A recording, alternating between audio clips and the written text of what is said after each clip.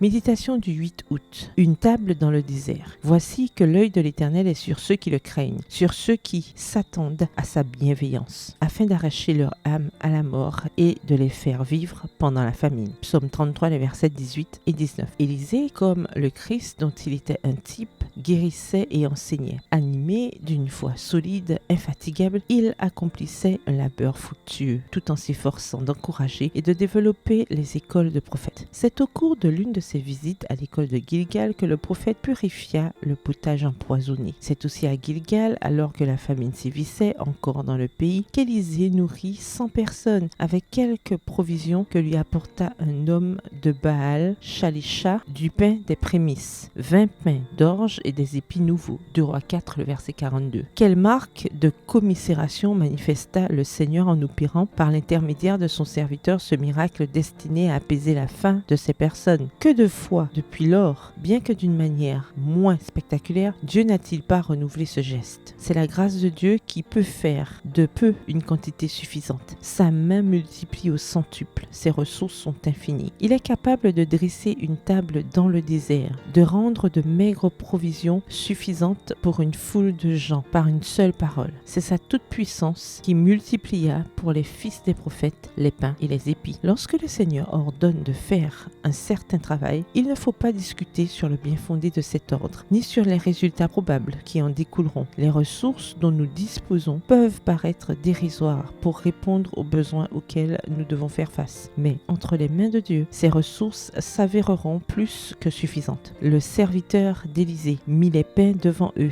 et ils mangèrent, et en eurent le reste, selon la parole de l'Éternel. Au verset 44. Les dons que nous apportons au Seigneur avec des actions de grâce pour obtenir sa bénédiction, il les multipliera, comme il multiplia les pains des fils des prophètes et de la foule affamée. Texte tiré du livre Prophètes et Rois, au chapitre 19, aux pages 170 à 172. Bonne soirée, que l'Éternel vous bénisse.